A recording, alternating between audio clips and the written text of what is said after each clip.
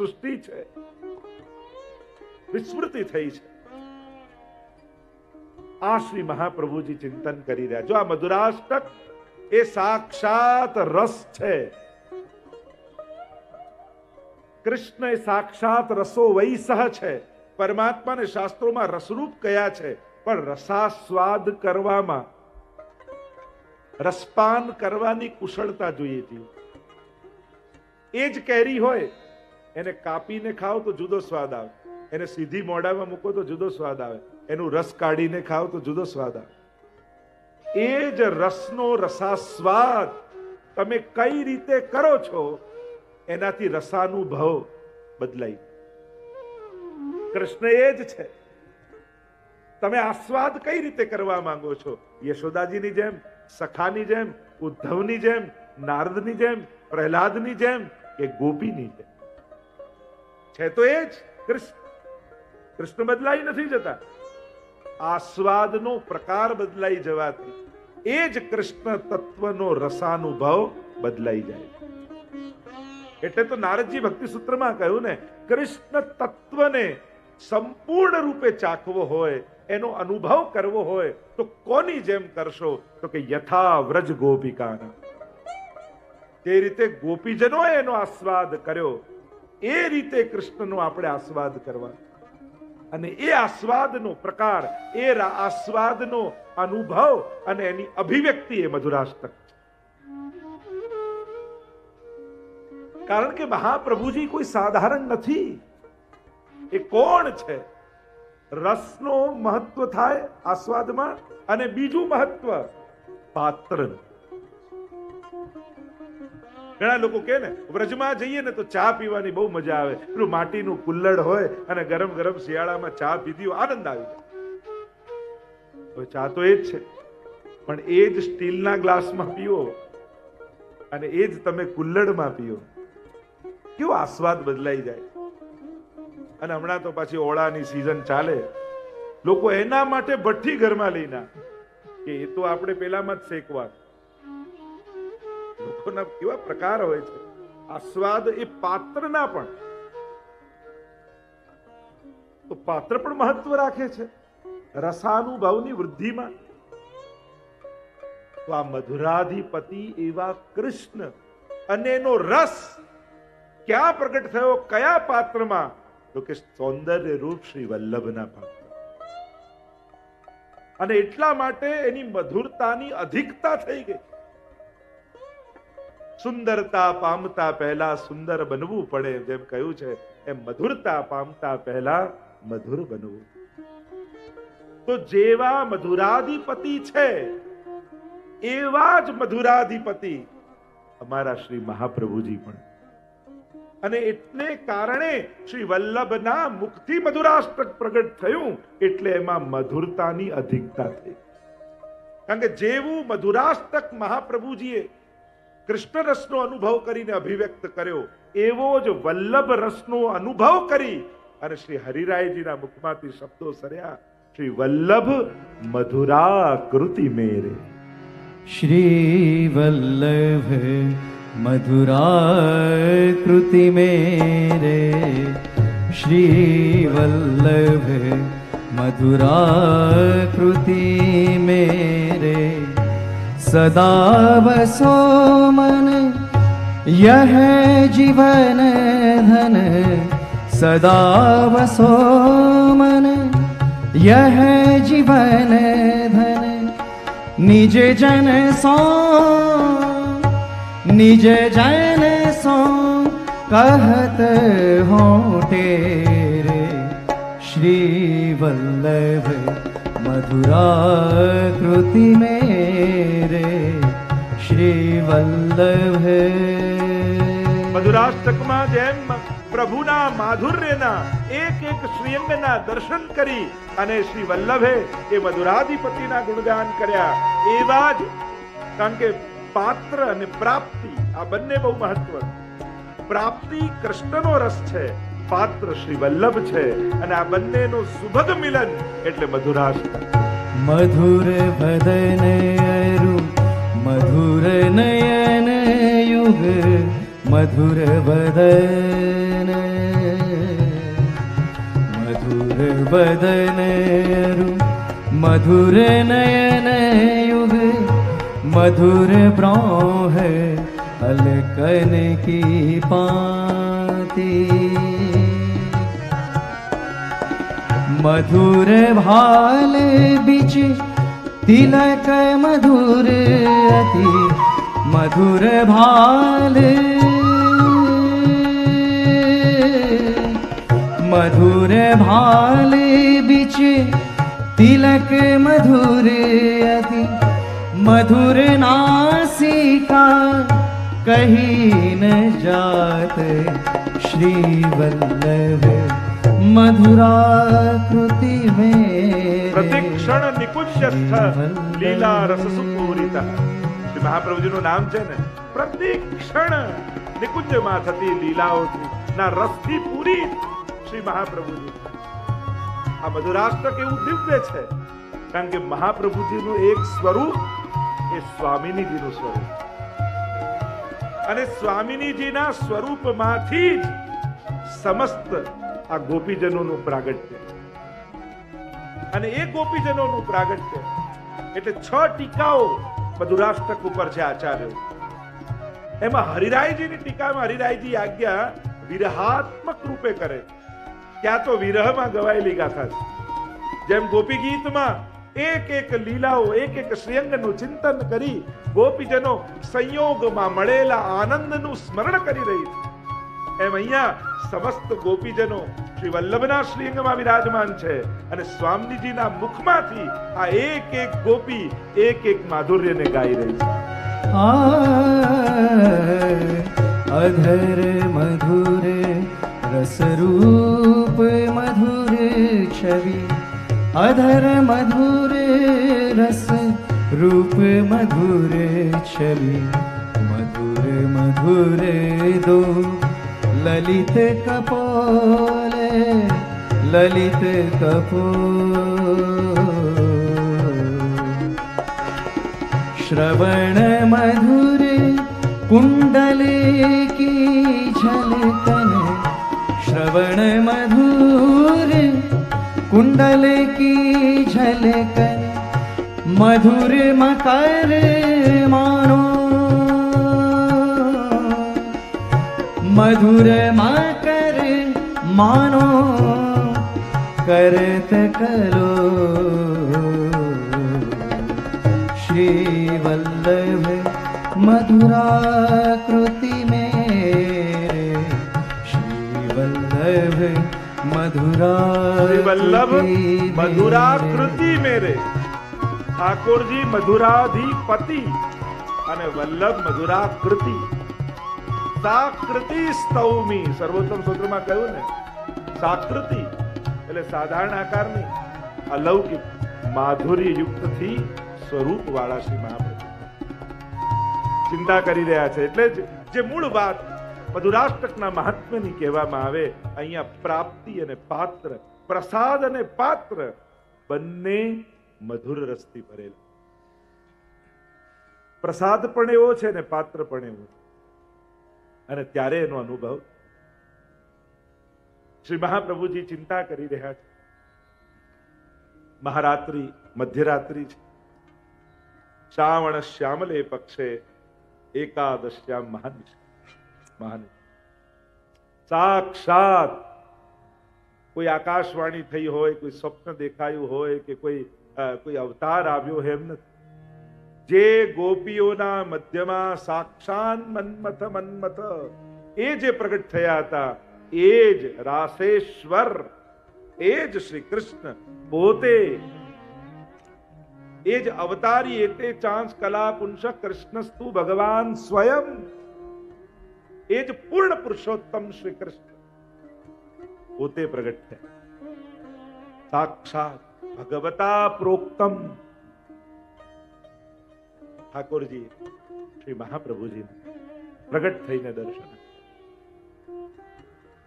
એવું અલૌકિક સૌંદર્ય ને માધુર્ય શ્રી પ્રભુના શ્રીઅંગમાં સ્વરૂપમાં દર્શન થયું. આપ જાણો છો એ કથા. કંઠ પવિત્રા લે પહેરાય મિશ્રી ભોગ ધરી મન ભાય 360 તારનું પવિત્ર આખો પ્રસંગ તો એવો ભાવાત્મક કહેવામાં આવે છે કે ઠકરાણી ત્રીજના દિવસે જે કમળની માળા યમુનાજી મહાપ્રભુજીને આપી હતી, એમ કહેવાય છે પ્રસંગમાં કે જ્યારે ઠાકોરજી વ્રજ છોડીને ગોકુલથી મથુરા પધારી રહ્યા, બધાને સમજાવતા સમજાવતા ઠાકોરજીનો રથ આગળ વધે. આગળ જઈને જુએ તો નિકુંજમાં શ્રી રાધાજી રડી રહ્યા. રથ પરથી ઉતરીને ઠાકોરજી રાધાજીને સમજાવ્યા. બધા રડે એ તો સમજમાં આવે, પણ અરે રાધા, હું ને આપ જુદા થોડી છે, આપની આંખમાં આંસુ કે?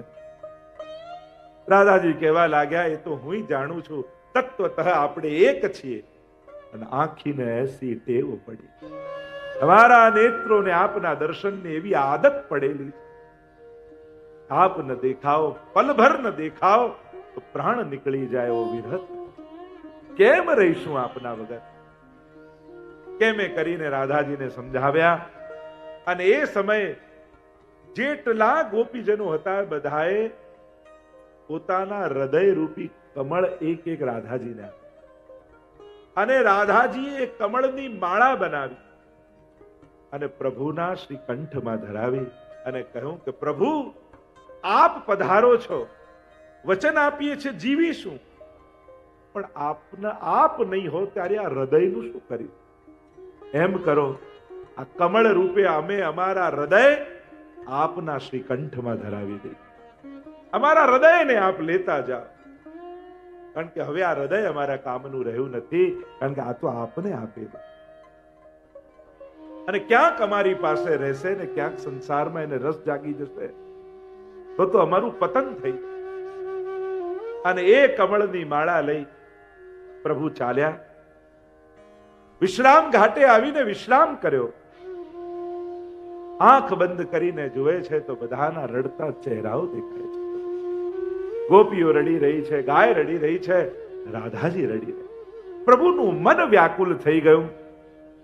અરે, મારા વગર તો આમના પ્રાણ છૂટી જશે, નહીં રહી શકે આ ગોપીજનો, નહીં રહી શકે રાધાજી, શું કરે? વિચાર આવ્યો ને યમુનાજીનું સ્મરણ ઠાકોરજીએ કર્યું, અને ક્ષણવારમાં શ્રી યમુનાજી સામે પ્રગટ થઈ ગયા. પ્રગટ થઈ ગયા અને વિનંતી કરી કે પ્રભુ, મારા માટે શું આજ્ઞા? હે યમુના, આપ બિલકુલ મારા જેવા છો. કૃષ્ણામ કૃષ્ણ સમામ કૃષ્ણ રૂપામ કૃષ્ણ રસાત્મિકામ કૃષ્ણ સંબંધ કારિણી. બિલકુલ આપનું વર્ણ અને રૂપ આબેહૂબ મારા જેવું. હા તો પ્રભુ, શું આજ્ઞા છે? અને કહેવાય છે કે ત્યારે ઠાકોરજી મસ્તક પરથી મુગટ કાઢી રાસનો યમુનાજીના મસ્તક પર ધરાવ્યો. પોતાના લીલાની પ્રસાદી કાચની શ્રી યમુનાજીને ધરાવી અને કહ્યું, આ કમળની માળા કંઠમાં ધરાવી યમુનાજી. ભક્ત રાખત હિયે હાર કરકે. યમુનાજીના 41 પદમાં કહીએ છે ને, કંઠમાં જે માળા છે એ કોઈ કમળ નથી, એ તો ભક્તોના ગોપીજનોના હૃદય છે. અને કહ્યું કે હવે કોઈ પણ ગોપીજનને જ્યારે એવો વિરહ થાય અને એના પ્રાણ છૂટવાનો સમય આવી જાય, ત્યારે આપ આ રૂપ ધારણ કરી એની સામે પ્રગટ થઈ જાય. એટલે ક્ષણવારમાં તેને આભાસ એવો થશે જેને હું આવી ગયો, અને મને જોતા જ એને એવો સંયોગનો આનંદ થશે કે એના પ્રાણ બચી જાય. અને હે યમુનાજી, વર્ષો વીતશે અને જ્યારે લીલાથી વિખૂટા પડેલા જીવો ભૂતલ પર હશે, એ પોતાનું સ્વરૂપ ભૂલી ગયા હશે. આજ મારા વ્રજલીલાના ગોપીજનો જ્યારે વિખૂટા પડીને ભૂતલ પર હશે, અને ત્યારે એમને નિત્ય લીલામાં લાવવા માટે સ્વામિનીજી પોતે શ્રી વલ્લભ રૂપે ભૂતલ પર પધાર, અને ભૂતલ પર પધારશે. પણ આ સુરી સો મિલી રહત સદાઈ, ભિન્ન હોય સો કોન ઉપાય. જ્યારે આજ લીલાના જીવો સંસારી જીવો સાથે રહેતા રહેતા પોતાનું સ્વરૂપ ભૂલી જશે, અને એવા ભૂલી જશે કે સ્વામીજી પણ એમને ઓળખી નહીં છે. અને ત્યારે હે યમુનાજી, આપ આ બાળા લઈ શ્રી વલ્લભને આપ, શ્રી સ્વામિનીજીને આપ. અને એ સ્વામિનીજી એ માળા ફરી મારા કંઠમાં ધરાવશે ત્યારે સ્વામીજીને સમસ્ત લીલાઓના લીલાથી વિખૂટા પડેલા આ દૈવી જીવોના સ્વરૂપનું ભાન થયું, જ્ઞાન થયું. અને એ સમયે લીલાથી વિખૂટા પડેલા એ જીવોનો મારી જોડે સંબંધ થયો. અને પછી સ્વામીજી એક એક જીવો પાસે જઈ એમનું બ્રહ્મ સંબંધ કર્યા. અને એટલા માટે એ કમળની માળા એ બીજું કાંઈ નહીં, એ એકાદશીના દિવસે શ્રી વલ્લભે ધરાવેલું પવિત્રું છે. એ પવિત્ર કંઠ પવિત્રા લે પહેરાય. અને જ્યારે મહાપ્રભુજી એ સ્વામીજી રૂપ શ્રી વલ્લભે એક કમળની માળા રૂપ પવિત્ર શ્રી ઠાકોરજીના કંઠમાં ધરાવ્યું, આપણા બધાનું બ્રહ્મ સંબંધ તો એ જ સમયે થઈ ગયું હતું. હવે અમે બધા તો ખાલી વિધિ કરાવી, બાકી આ સમસ્ત દૈવી જીવોનું બ્રહ્મ સંબંધ એ પવિત્ર એકાદશીએ શ્રી મહાપ્રભુજી જ કરાવી ગયા. અને આમ 360 તારનું એ પવિત્ર 360 દિવસ છે પવિત્ર ધરાવ્યું. મિશ્રી આરોગ આવી અને એ સમયે જે અલૌકિક રાશેશ્વર રૂપે પ્રભુ પ્રગટ થયા હતા, એમનું એ દિવ્ય સ્વરૂપ શ્રી મહાપ્રભુજીના હૃદયમાં રસ રૂપે બિરાજ્યું. અને જ્યાં રસ રૂપે બિરાજ્યું અને રસ હૃદયમાં માયો નહીં, કારણ કે જ્યાં સુધી રસ સંયમમાં છે ત્યાં સુધી અધૂરો છે. પ્રેમ, આનંદ, રસ પ્રગટ થવું એનો સ્વભાવ છે, બહુ સહજ છે, એને તમે બાંધી ન શકો. અને સુબોધની જે ગોપી ગીતની સુબોધનીમાં મહાપ્રભુજી આજ્ઞા કરે છે, અંતસ્થિતો રસપુષ્ટો બહિશ્ચેન વિનિર્ગત તદા પૂર્ણો નહીં ભવે. જ્યાં સુધી અંતઃકરણમાં પ્રગટેલો રસ પ્રગટ ન થઈ જાય વાણી દ્વારા, ત્યાં સુધી અધૂરો છે. પ્રગટ કરાય નહીં, પણ પ્રગટ થઈ જવું એ રસનો સ્વભાવ, એ આનંદનો સ્વભાવ છે, એ પ્રેમનો સ્વભાવ છે. પ્રેમ છિપાયા ના છિપે, જાગટ પરગટ હોય, મું કછું બોલે નહીં તો નૈન દેત હૈ. પ્રેમનો સ્વભાવ પ્રગટ થઈ જવું, અગર એ તમે ન કરો તો મુખ દ્વારા પ્રગટ થઈ જાય, પ્રગટ થવું એનો સ્વભાવ. અને એટલા માટે આ ભગવત સ્વરૂપ રૂપ રસ શ્રી વલ્લભના હૃદયમાં સમાયું. અને સમાઈ ન શક્યું ત્યારે એ જ રસ, એ જ માધુર્ય શબ્દ રૂપે મધુરાષ્ટક રૂપે પ્રગટ થઈ ગયા. અને એટલા માટે મધુરાષ્ટકની રચના નથી, મધુરાષ્ટકનું પ્રાગટ્ય. કારણ કે રચનામાં રચયિતાની પ્રધાનતા હોય, એનો પ્રભાવ દેખાય. અને આપણે કોઈની કવિતા જોઈએ, કોઈના કીર્તન જોઈએ તો એની કાવ્ય રચના જોઈને ખબર પડી જાય કે આ આમની રચના લાગે. સંશોધકો, સાહિત્યકો શોધી લે કે આમાં આમનો પ્રભાવ છે, પણ પ્રાગટ્યમાં તો મૂળ વિષયનો પ્રભાવ જેના માટે ગવાયું છે એ પોતે પ્રગટ. જેમ ભાગવતજીમાં પણ રચના નથી કરી વ્યાસજીએ, એનું તો પ્રાગટ્ય છે. રચનામાં તો કલ્પના હોય અને પ્રાગટ્યમાં તો રસ. અને જ્યાં આ પ્રગટ થયા વાંગમય રૂપે, શબ્દમય રૂપે, એ જ પ્રભુ. એટલે જ મધુરાષ્ટક પ્રાચીન વૈષ્ણવ ગમે ત્યાં ગાતા નહીં. અને ગુસાઈજી તો ટીકામાં લખ્યું છે, જ્યાં સુધી લૌકિક આસક્તિ સમાપ્ત ન થઈ હોય એ વ્યક્તિએ તો આને જોવું નહીં. કારણ કે આપણો અધિકાર સંપાદન નથી થયો આ મધુરતાને ગાવા. કારણ કે બધી વાતો બધા માટે નથી હોતી. ક્યાંક કેટલીક તત્વોની વાતો કેટલાક અધિકારી લોકો માટે હોય. અને એટલા માટે આની ગૂઢતા, આની રસિકતા, એની મર્યાદા રાખીને આપણે ચર્ચા કરી. ટીકાઓમાં તો કેટલું ગહનતમ રસ પ્રગટાવવામાં આવ્યો છે. કારણ રસો વૈસ મધુરાધિપતિ છે અને એનું માધુર્યનો અનુભવ ગોપીજનો કઈ રીતે કરે છે. અને એક એક જગ્યાએ તમે મધુરાષ્ટક જોશો, આપણે ગાઈશું હમણાં સાથે ભેગા મળી. પણ મધુરાષ્ટક જ્યારે તમે એનું રસ દર્શન કરશો, 8 શ્લોકમાં ગાયું. અને દરેક શ્લોકમાં મધુર શબ્દ કેટલી વાર આવે? અધરમ મધુરમ, વદનમ મધુરમ.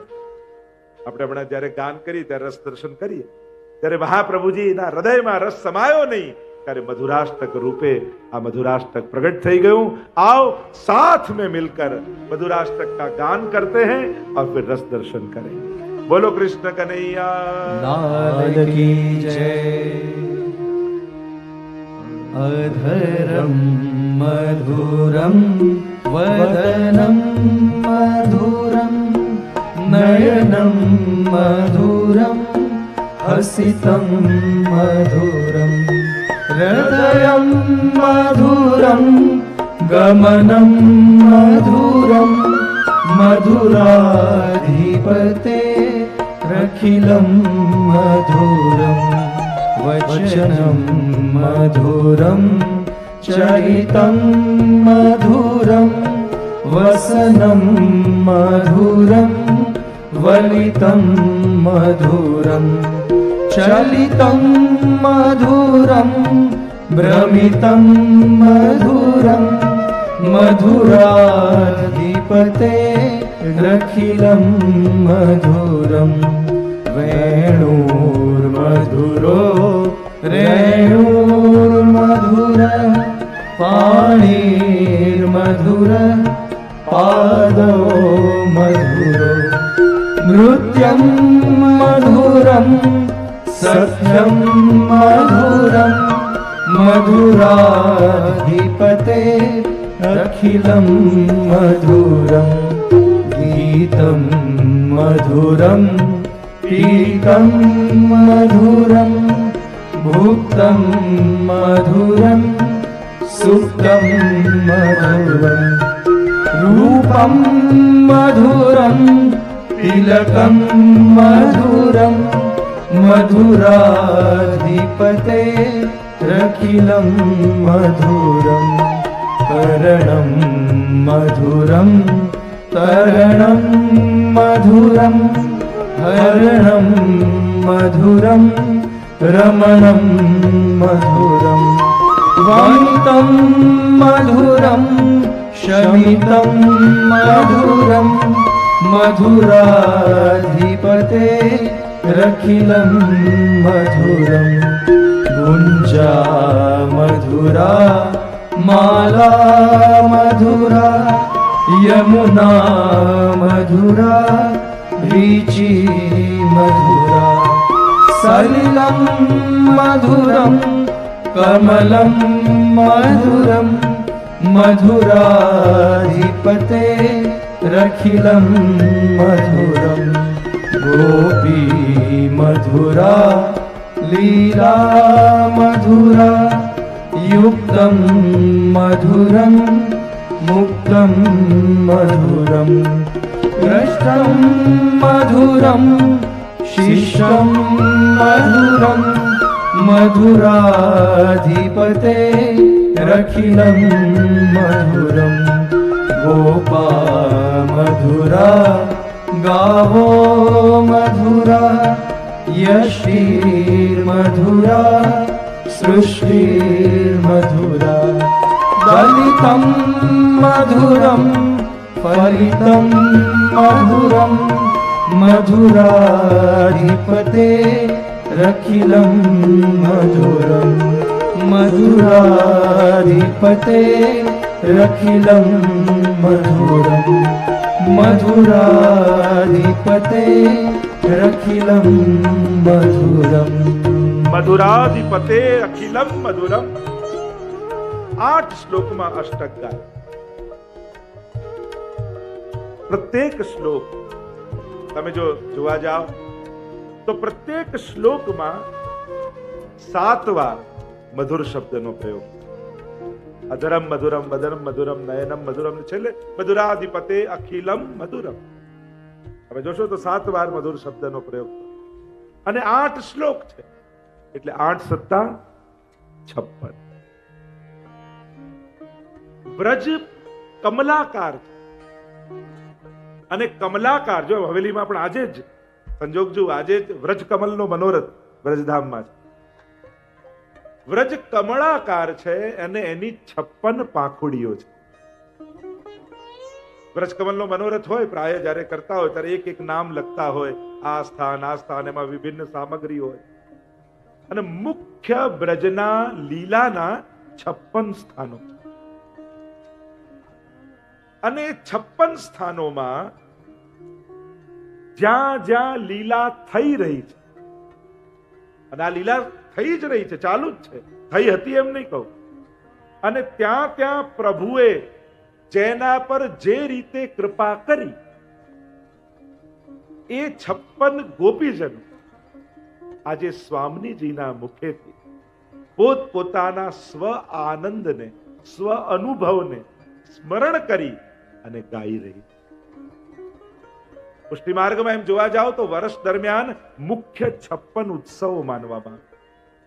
56 ઉત્સવો વર્ષ દરમિયાન કરવામાં એમ કહેવાય. અને એટલા માટે આ મધુરાષ્ટક એ કોઈ સાધારણ સ્તોત્ર નથી. એ સમગ્ર બ્રજમાં થતી લીલાઓનું રસોગાન. એક હોય યશોગાન અને એક હોય રસોગાન. જેમ ગોપી ગીતમાં રસગાન છે, યશોગાન નથી. ત્યાં તો કપટીએ કયા છે પ્રભુ. યશગાન હોય તો સ્તુતિ હોય, અહીંયા તો રસગાન છે. જે રસાનુભવ ગોપીજનો કરી રહ્યા છે યા કર્યો ઠાકોરજી સાથે, અને ત્યાં જે લીલા જે માધ્યમથી થઈ એ ચારે આપણે કહીએ ને, રૂપ માધુરી, નામ માધુરી, ધામ માધુરી અને લીલા માધુરી, આ ચારે માધુરી દ્વારા ગોપીજનોએ માધુર્યને ગાયો, મધુરતાને ગાયો છે. અને એટલા માટે ટીકામાં આચાર્યો કહે મધુરાધિપતે રખિલમ મધુરમ. એટલે આપણને થાય મધુરા ના અધિપતિ, તો મધુરા કોણ? ત્યારે ગુસાઈજી પ્રભુ ચરણ આદિ આચાર્યો સમજાવે છે મધુરા એટલે રાધા. મધુરા એટલે રાધાજીની અધર પર રહેલો રસ, એ અધરામૃત, અને એના અધિપતિ એટલે શ્રી કૃષ્ણ. આચાર્યોએ તો કહ્યું એ રસનો અનુભવ કરવા જ પ્રભુનું પ્રાગટ્ય ભૂતલ પર. મધુરાધિપતે અખિલમ મધુરમ. એ અખિલ મધુર છે. અને એટલા માટે મધુરાનો અર્થ રાધા કર્યો. ગોપાલદાસજી પણ વલ્લભાખ્યાનમાં ગાય છે, છઠ્ઠું આખ્યાન. સગુણ સ્નેહી શ્યામળા વાલા અહર્નિશ દર્શન આપોજી. પરમ સુખ દેવાને કાજે વ્રજ મંડળ સ્થિર કરી માતાનું મન રંજવા આરોગ્યા બહુ સ્વાદેજી. માતાનું મન રંજવાવલું આરોગ્યા બહુ સ્વાદેજી. રાધા અધર સુધા વિના પીયું ને બીજું તે કાંઈ નવ ભાવે. રાધર સુધા વિના પીયું ને બીજું તે કાંઈ નવ ભાવેજી. તો ત્યાં સગુણ સ્નેહી સકળ વ્રજમાં પોલિયા વાળા કરે વિવિધ રસદાનજી.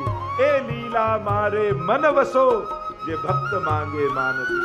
તો સકળ વ્રજમાં પોડી, અને સકળ વ્રજમાં જે લીલા થઈ રહી છે એ કઈ લીલા થઈ રહી છે? આ 56 સ્થાનોમાં જે વિભિન્ન લીલાઓ થઈ રહી છે એ લીલા મારે મન વસો અને ભક્ત માંગે માનજી. અને ભક્ત માંગે માન. કયો માન માંગે? અને માન કયું? સન્માન કયું? અધિકાર અનુસાર કૃપાનું દાન કરવું એ જ ભક્તનું સન્માન. અધિકાર અનુસાર સેવાનું દાન કરવું એ જ ભક્તનું સન્માન છે. તો એ સકળ વ્રજમાં પહોંડિયા, તો એ સકલ વ્રજ કયું છે? તો કે આ 56 સ્થાન. વ્રજ કમળ જુઓ ને તમે, ઉપર 8 પાખુડી હોય, પછી 16 અને પછી 32. આ રીતેનો ક્રમ હોય. આપણે ત્યાં અમુક આંક બહુ મહત્વના છે પુષ્ટિ માર્ગમાં.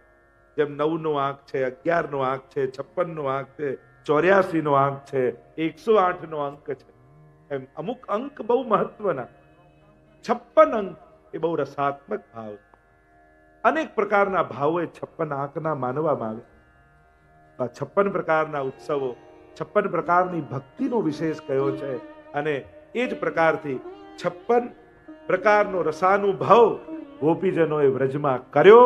અને એટલા માટે દરેક શ્લોકમાં 7 વખત અને 8 શ્લોકોમાં 56 વખત. અને એટલા માટે આપણે ત્યાં સૌથી મોટો મનોરથ કોને કહેવાય? તો કે 56 ભોગનો મનોરથ. 56 ભોગનો મનોરથ એટલે કોઈ 56 ટાઈપની સામગ્રી ધરી હોય એને જ ન કહેવાય. આપણે ત્યાં ભોગ શબ્દ 56 ભોગ, 3 શબ્દો બહુ વિશેષ હોય. ઠાકોર સામે જયારે ધરીએ ને, સામગ્રી, પ્રસાદ અને ભોગ. ધરી ન હોય ત્યારે એને સામગ્રી કહેવાય. આરોગી લીધી હોય અને સરાવીએ ત્યારે પ્રસાદ કહેવાય. પણ આરોગતા હોય ત્યારે એને ભોગ કહેવાય. જો તમે જ્યારે પણ હમણાં ભોગ આવી રહ્યા છો, આપણે શું કહીએ, એરો આવ્યો હોય ત્યારે એમને કહે સામગ્રી, કે આ આરોગી રહ્યા છે, આ કરી રહ્યા છે. ગમે તે ધર્યું હોય, ગમે તે મનોરથ સામગ્રી ધર્યો હોય, પણ કહેવાય શું, હમણાં ભોગ આવી રહ્યા છે. આપણે એમ નથી કહેતા કે અન્નકૂટ આરોગ્ય, હમણાં કુનવારો આરોગ્ય, છાક આરોગ્ય, હમણાં ભોગ આવે છે, હમણાં ટેરો છે. એટલે જે સમયે પ્રભુ આરોગતા હોય એને ભોગ કહેવાય. અને એટલા માટે 56 ભોગ એટલે કે કેવલ 56 પ્રકારની નહીં, એમાં તો અનેક પ્રકારની સામગ્રી આવે, પણ 56 પ્રકારના મુખ્ય વ્રજના સ્થાનો છે. આખા બ્રજમંડલમાં જે લીલા થઈ રહી છે, એ સમસ્ત બ્રજમંડલમાં પ્રભુને વિભિન્ન પ્રકારના 56 પ્રકારના મુખ્ય ગોપીજનો જે ભોગ આરોગાવે, એ મોટો ઉત્સવ એ 56 ભોગનો કહેવાય. અને એટલા માટે અન્ય સર્વ મનોરથો કરતા 56 ભોગને સૌથી મોટો ઉત્સવ માને. પછી એ ભલે 11 ડબ્બાનો હોય, 21 ડબ્બાનો હોય, 51 ડબ્બાનો કે 100 ડબ્બાનો, પણ 56 ભોગ કહેવાય. એની મહત્તા એમાં આવેલી સામગ્રીઓથી નથી, 56 ભાવનો મનોરથ એ 56 ભોગ કહેવાય. 56 પ્રકારની સામગ્રીનો મનોરથ 56 ભોગ ન કહેવાય. 56 ભાવનો મનોરથ, જે મુખ્ય 56 ભાવો, એમાં પણ તામસ તામસ તામસ, રાજસ તામસ, સાત્વિક, એવા પ્રકારથી હમણાં એનો બહુ વિસ્તાર નહીં કરું, પણ એવા 56 ભાવથી પ્રભુ જે આરોગે છે એને 56 ભોગ. અને એટલા માટે મધુરાષ્ટકની મહત્તા એ વધી એટલા માટે જાય છે, સમસ્ત વ્રજલીલાનો રસાનુભવ એક કોઈ સ્તોત્રમાં હોય એ મધુરાષ્ટક. તો કહ્યું કે યમનાષ્ટક આદિ બધા અષ્ટકોના તો ફળ કયા છે? યમના કહેવાય કે અષ્ટક, પણ છે 9 શ્લોક. 9મા શ્લોકમાં ફલશ્રુતિ કે આ ગાવાથી શું મળશે, શું ફળ?